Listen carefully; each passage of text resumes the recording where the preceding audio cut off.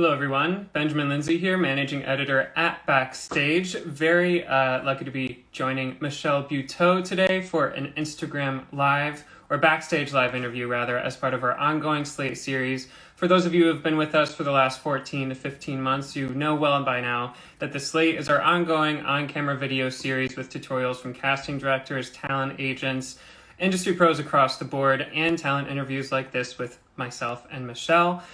For an ongoing running list of our calendar for the Slate, head over to backstage.com/magazine. We update that at least once a week just to give everyone a heads up for what's coming in the week ahead. Today, as I said, we're speaking with Michelle Buteau, who not only is back hitting the stand-up comedy circuit in New York after a long hiatus due to the pandemic, of course, but she's also out there promoting her Netflix comedy special, Welcome to Buteaupia. Been a fan of hers for a long time. You may also know her as the host of The Circle, which just wrapped its second season on Netflix. And she's been popping up in film and TV for the last few years now. Tales of the City. I have the list here. Always Be My Maybe, Isn't It Romantic, Happiest Season, Russian Doll. The list really does go on. She does it all. So looking forward to picking her brain for a few minutes here. Let me see if she's in our audience, and I'll pull her up on camera to get started. Michelle, I see you here. Gonna send the invite your way, and we should be good to go. Hey, Michelle. Hi. Oh How are you? God, what a hair day. There's no frame possible for the amount of... Look at this. This is a mess. How are you? It's a bit different than I saw you in the braids last week at Bell House. Yes. That wasn't the look. Yeah. Look, those braids were tired. Those braids needed a nap. And I was tired of looking like Rachel Dolezal. And those braids... Fair enough. Well, I've really been looking forward to this chat with you. So thank you for making the time. And as I said, I just saw you last week. I don't think I've laughed that hard in the last 15 months. So it's really great to see you back out there doing the thing. What was it like for you to be back on stage and doing stand-up for the first time in so long?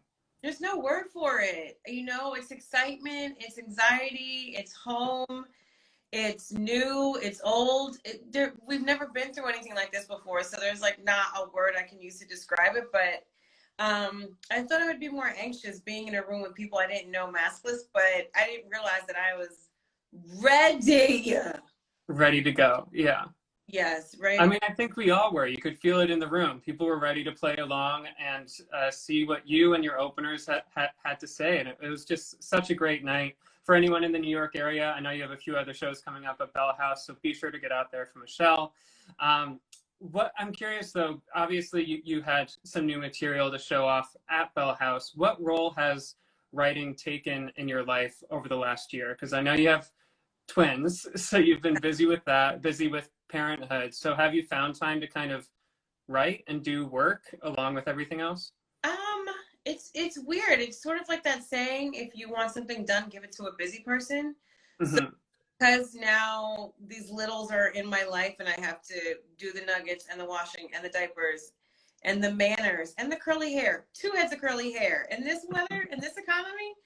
So when I take my me time, that can mean a lot of different things, but I've been doing comedy for, I'm bad at math, 2001. What's that? 18, 20, however old Taylor Swift is. Yeah.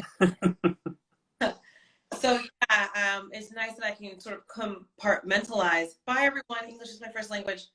Creativity, and say, okay, when I do this, I'm really gonna mean it. But like before, when I was single and didn't have kids, I'm just like, I'll get to it when I get to it. I'll write on stage. And now it's just like, no, honey, the W9 themselves out. You know what I mean? Right. You got to set the time aside and like consciously make time for it. Yeah, fair enough.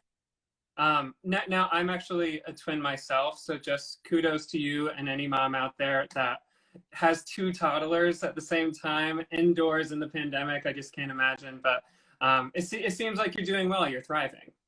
I mean, I don't have a choice. Do you know what I mean? Like, 5 Lord of the Flies, and I don't care raising twins in quarantine to Lord of the Flies, but it kind of is. Do you have a twin brother or sister? Identical twin brother. Oh my goodness. Did she know? Did what? Did she know that she's... Oh, she knew a few months in. I mean, it was a complete surprise. It takes anyone by surprise, I imagine. So yeah, I mean, 4 or 5 months in to be told 4 months down the line, you actually have two coming on the way. Um, definitely an unexpected surprise. Um, As well. but you know that pretty well, I'm sure. Yes. But they did serve as some nice inspiration to Welcome to Buteaupia, at least. So you're able to write about your own life as a parent and kind of pull It, from there.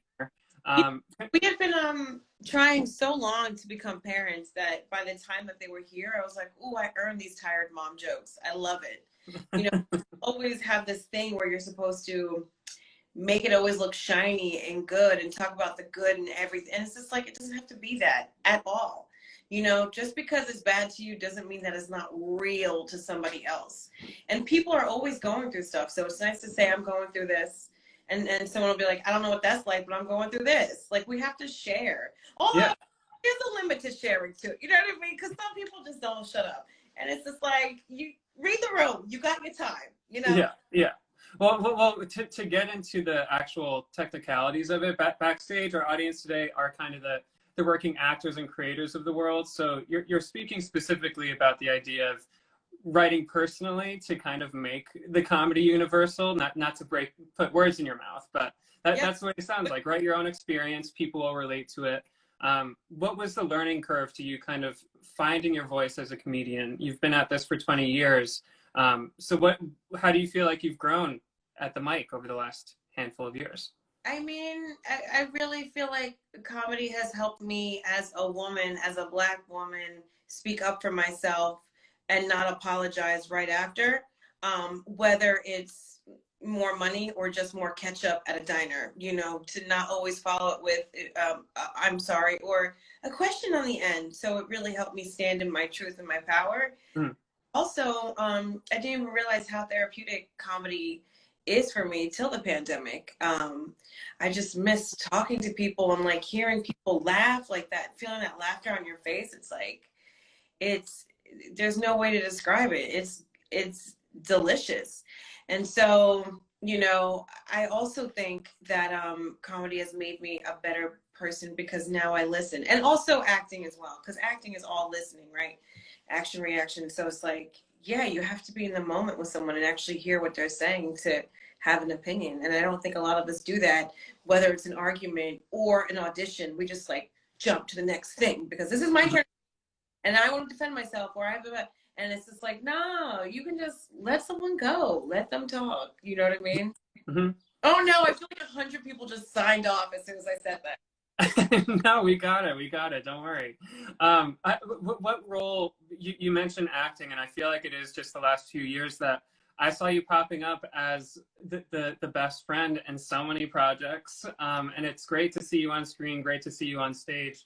What role does acting play in the arc of your career? I mean, was that always kind of the goal once you started in comedy, to be on camera, be doing something like the First Wives Club or Isn't It Romantic, and the list goes on?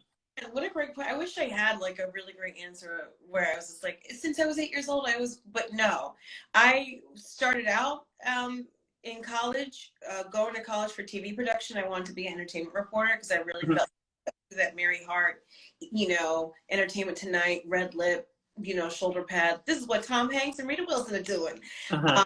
And then I had a professor tell me that I was too fat to be on camera, and I just believed him because I was 18 and I didn't see anyone like me. So I went into TV production because I always loved being creative that way, and I didn't want every day to seem like the same day. And as I was editing and field producing really basic talent, I was like, why am I telling them how to have a personality?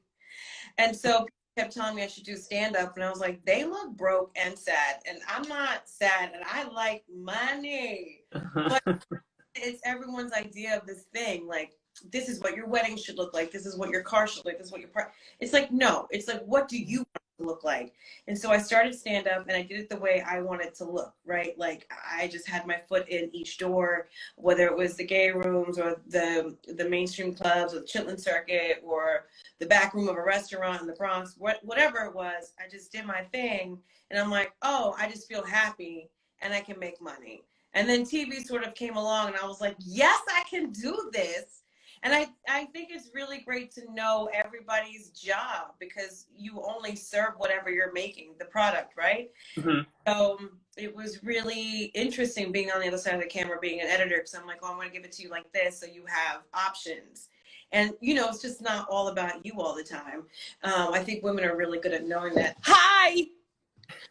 And so, yeah, I mean, when acting came along, I was like, this is great. But, like, it didn't just come out of nowhere. I mean, obviously, you know, everybody knows, like, you have to audition forever and all of time just to even get comfortable going through the door, not apologizing for your existence and just saying, this is, you know, my stank on it. And, you know, I know you're looking for this, but I happen to be that. And just see where it happens. But I will say, I'm talking a lot. This is so nice speaking in complete sentences. But I will say, start to pop, the more streaming services that have like come along and they're just looking for more talent. So you just have more options, and people creating their own material will always like sort of trump everything because, you know, it's like the musician that has to have their own album. MySpace, everything is so vintage. This is like old school Mondays with Michelle Buteau. That's the name of the show. We're doing it. No, I love that though, because obviously, you know, firsthand the value of being able to make your own content, to hone in on your sensibility, what makes your perspective stand out from the pack, and either write your own or bring that perspective into the audition room and put a spin on it and see if you're the right fit. What advice would you give to actors out there who want to make the transition into writing their own material? That doesn't come naturally to everyone. So what advice would you pass on to our audience today? Oh my God, so much. It seems really overwhelming. And I know what that's like because when I was at my heaviest, I'm like, I want to lose weight. I don't even know how to start. And then my friend was like, just go walk. I'm like, right. And so, you know, if you just don't say, I want to sell this pilot, just say, I'm going to write these 5 sentences. That's great. Show your work to people. The most talented people I have in my life will just think and overthink and overthink and overcorrect and just be in a corner being like, it's not good enough. Look at all these basic mofos out here just selling stuff. They don't even think of anything creative. It's just like, oh, it's that, but just with, you know, women. Okay, that's it. Here for it. So, you know, it doesn't have to be perfect. It just has to be done. Also, if you vibe with someone that's not even a writer or a comedian or not, whoever, if you vibe with someone, maybe you want to have a partner, you know, and if they're not going to be your partner, maybe like a sounding board or something, you know. I think that's really helpful too, because then much like working out, you hold each other accountable. Like I'm always going to show up when I have somebody meeting me at yoga. When I used to go to yoga, well, I'm the same way, but rather than having someone there, I need to be paying a certain amount of money to get my ass into the gym. So it's the same kind of thing. Your wallet holds you accountable. You have your buddy to hold you accountable. Yeah, that's fair. Well, in addition to Welcome to Buteaupia, which, I mean, it's won the Critics' Choice Award, obviously. It's my favorite special of the last year.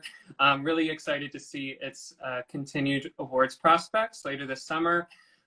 You also host The Circle, which wrapped season 2. You have just such a laundry list of a resume. What do you hope to do next? What's kind of next on your bucket list? Oh my goodness, all the things. Never like I'm here for that Whoopi Goldberg, Joan Rivers career. Do you know what I mean? That Betty White nonsense. Like have me on the set of SNL hosting it in adult diapers and shuffle me off. I'm funny. So yeah, what I want to do is be creative and be happy and be mindful and make sure that we are giving a platform to the most diverse voices ever and always and all of time. Like I don't have to audition for a gay role because there are out actresses that are beautiful and can add so much more to it than I could. Hello, Hollywood. Thank you so much. So the more we recognize each other and love on each other, like it can only be better. So, you know, as also platforms change, you know, our creative will change too. Nobody ever thought about binge watching before, but now we're like thinking like that. So yeah, I just say stay open. I hate to be like stay woke, but but yeah, I mean, Stay woke, that goes hand in hand with staying creatively open, seeing what's out there, ready for the next opportunity. I love to hear how you have every intention of continuing to hold the door open for voices that should be heard and traditionally haven't been. So I think that's definitely an important mantle to take up. Well, I'm looking through my questions here, Michelle. That's all I have for you. It's been great to get to know you a little bit, and looking forward to seeing what you do next. Looking forward to seeing you on stage again. So stay well and have a good rest of your day. You too, honey. Yes, you have beard. All right. Oh, that looks nice and moisturized. Your beard looks nice and moisturized. All right, got some oil, some of that Brooklyn oil. Yes. All right, well, you stay well. We'll talk soon. You too. Bye, everybody. Bye-bye.